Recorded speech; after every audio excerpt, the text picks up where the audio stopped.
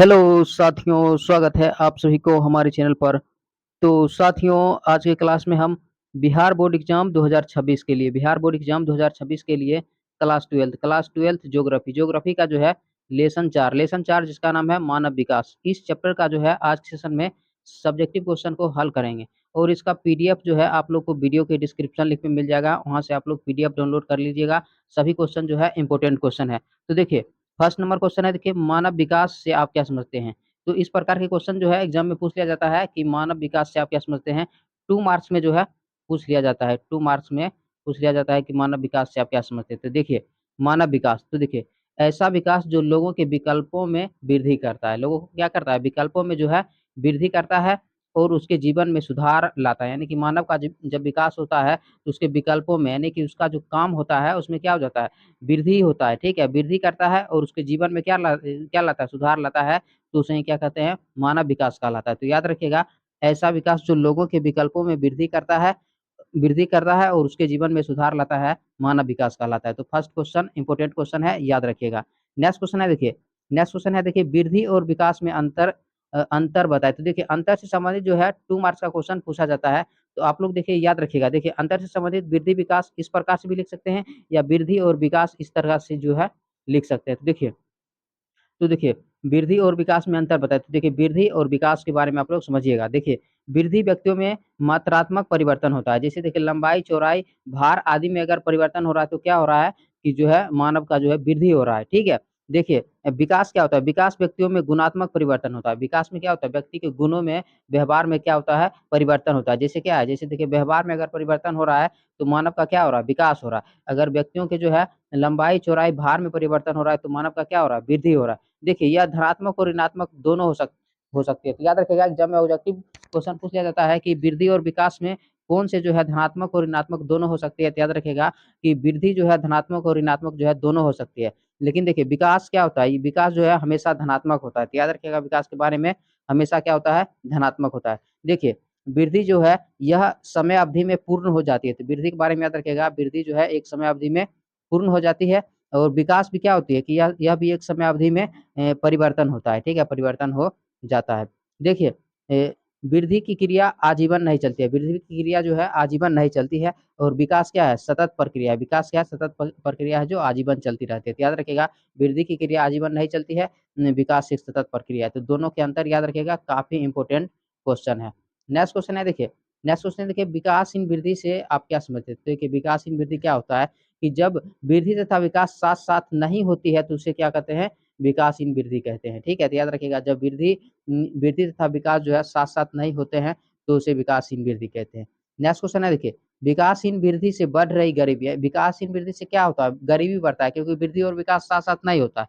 तो विकासहीन वृद्धि से बढ़ रही गरीबी तथा प्रादेशिक संतुलन के 3 मुख्य कारण बताए। तो याद रखिएगा, देखिए विकासहीन वृद्धि से बढ़ रही गरीबी तथा प्रादेशिक संतुलन के 3 प्रमुख कारण निम्न है जो इस प्रकार है। देखिए देखिए भूमि तथा प्राकृतिक संसाधनों का असमान वितरण।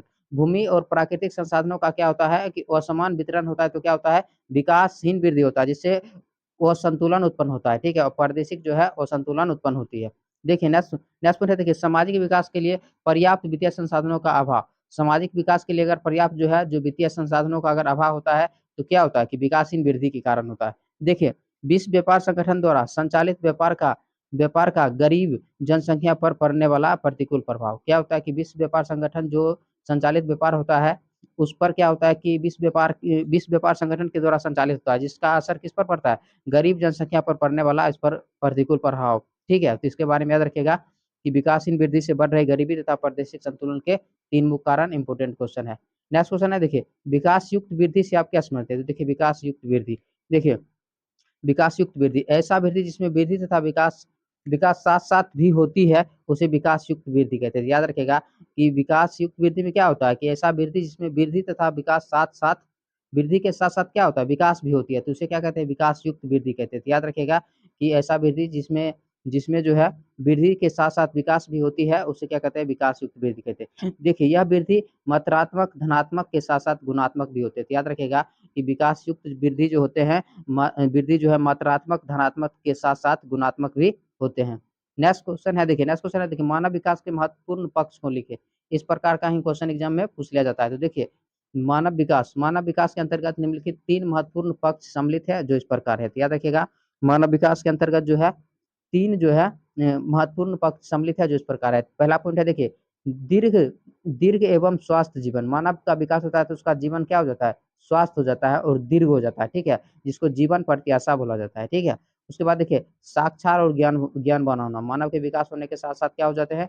साक्षर और ज्ञानवान हो जाते हैं। देखिए, आवश्यक संसाधनों की उपलब्धता, और जो संसाधन उपलब्ध होते हैं, आवश्यक होते हैं, वो क्या हो जाते हैं? उपलब्ध हो जाते हैं। तो आवश्यक संसाधनों की उपलब्धता, इसके बारे में याद रखिएगा। नेक्स्ट क्वेश्चन है देखिए, मानव विकास के 4 घटकों यानी कि स्तंभों के नाम लिखिए। ये क्वेश्चन इंपॉर्टेंट क्वेश्चन है, सब्जेक्टिव और ऑब्जेक्टिव दोनों टाइप में पूछा जाता है। तो देखिए, मानव विकास के 4 स्तंभ इस प्रकार है। देखिए, समता, सतत पोषणीयता, उत्पादकता, सशक्तिकरण। जब हम आप लोग को इस चैप्टर का लॉन्ग क्वेश्चन बताएँगे, तो लॉन्ग क्वेश्चन में हम आप लोग को बताएँगे कि मानव विकास के 4 स्तंभों का जो है वर्णन करें। तो हम आप लोग को लॉन्ग क्वेश्चन में सभी के बारे में जो है डिटेल से बताएँगे कि मानव विकास के जो है 4 स्तंभ कौन-कौन है? समता है, सतत पोषणीयता है, उत्पादकता है, सशक्तिकरण है। नेक्स्ट पॉइंट है देखिए, मानव विकास के 4 उपगमों को लिखें। ये दोनों क्वेश्चन सब्जेक्टिव और ऑब्जेक्टिव दोनों टाइप के क्वेश्चन में पूछ लिया जाता है। देखिए, तो मानव विकास के 4 उपगम इस प्रकार है। पहला देखिए, आय उपगम है, उसके बाद देखिए कल्याण उपगम है, उसके बाद देखिए आधारभूत आवश्यकता उपगम है, उसके बाद क्षमता उपगम है। तो याद रखिएगा, मानव विकास के 4 उपगम कौन-कौन है? आय उपगम, कल्याण उपगम, आधारभूत आवश्यकता उपगम, उसके बाद क्षमता उपगम। नेक्स्ट क्वेश्चन है देखिए, मानव विकास विकास सूचकांक से आप क्या समझते हैं? ये क्वेश्चन भी काफ़ी इंपोर्टेंट है। याद रखिएगा, मानव विकास सूचकांक से आप क्या समझते हैं? तो देखिए, मानव विकास सूचकांक, देखिए यह एक विश्व स्तरीय सूचकांक है। क्या है? कि मानव विकास सूचकांक जो है विश्व स्तरीय सूचकांक है, जिसके द्वारा विश्व के सभी देशों के स्वास्थ्य, साक्षरता, संसाधनों तक पहुँच के संदर्भ में मूल्यांकन किया जाता है। तो याद रखिएगा कि मानव विकास सूचकांक जो है एक विश्व स्तरीय सूचकांक है, जिसके द्वारा क्या किया जाता है? विश्व के सभी देशों के स्वास्थ्य, साक्षरता और संसाधनों तक पहुँच के संदर्भ में मूल्यांकन यानी कि गणना किया जाता है। देखिए, मानव विकास सूचकांक 0 तथा 1 के बीच आधारित होता है। याद रखिएगा, ऑब्जेक्टिव क्वेश्चन पूछ लिया जाता है कि मानव विकास सूचकांक संभव है, तो 0 से 1 के बीच होता है, ठीक है? देखिए, मानव विकास सूचकांक का मूल्य 1 के जितना अधिक समीप होता है, उतना ही मानव विकास का स्तर क्या होता है? अधिक होता है, यानी कि उच्च माना जाता है। यानी मानव विकास सूचकांक क्या है? 1 के जितना पास रहेगा, उसका क्या रहेगा कि मानव विकास का स्तर क्या रहेगा? उतना ही उच्च माना जाता है, यानी कि अधिक माना जाता है। नेक्स्ट क्वेश्चन देखिए, नेक्स्ट क्वेश्चन है देखिए, डॉक्टर महबूब उल हक के अनुसार मानव विकास को परिभाषित कीजिए। ये भी क्वेश्चन इंपॉर्टेंट क्वेश्चन है। तो देखिए, डॉक्टर महबूब उल हक एक पाकिस्तानी अर्थशास्त्री थे। तो याद रखिएगा, ऑब्जेक्टिव क्वेश्चन पूछ लिया जाता है कि डॉक्टर महबूब उल हक जो है किस देश के निवासी थे? तो याद रखिएगा, पाकिस्तानी अर्थशास्त्री थे। देखिए, जिन्होंने जिन्होंने वर्ष 1990 में मानव विकास सूचकांक को निर्धारण किया। तो याद रखिएगा, डॉक्टर महबूब उल हक ने 1990 में मानव विकास सूचकांक को क्या किया? निर्धारण किया। देखिए, इसके अनुसार मानव विकास क्या है? देखिए, मानव की आकांक्षाओं एवं उन्हें उपलब्ध जीवन यापन की सुविधाओं के स्तर को विस्तृत करने की प्रक्रिया है। तो याद रखिएगा, मानव विकास क्या है? मानव विकास जो है मानव की आकांक्षाओं यानी कि जो इच्छा होते हैं एवं उनमें उपलब्ध जीवन यापन की सुविधाओं को के स्तर को जो है विस्तृत करने की क्या है? प्रक्रिया है। तो आज के सेशन में हम लोग क्या किए हैं? इस चैप्टर से संबंधित शॉर्ट क्वेश्चन को हल किए हैं। नेक्स्ट पार्ट में हम आप लोग को इस चैप्टर से संबंधित लॉन्ग क्वेश्चन को हल करेंगे। इसका पीडीएफ आप लोग को वीडियो के डिस्क्रिप्शन लिंक में मिल जाएगा, वहाँ से आप लोग पीडीएफ डाउनलोड कर लीजिएगा। वीडियो पसंद आए तो वीडियो को लाइक कीजिए, शेयर कीजिए और चैनल पर पहली बार है तो चैनल को सब्सक्राइब जरूर कीजिएगा। मिलते हैं नेक्स्ट डे जो है अगले टॉपिक के साथ। धन्यवाद।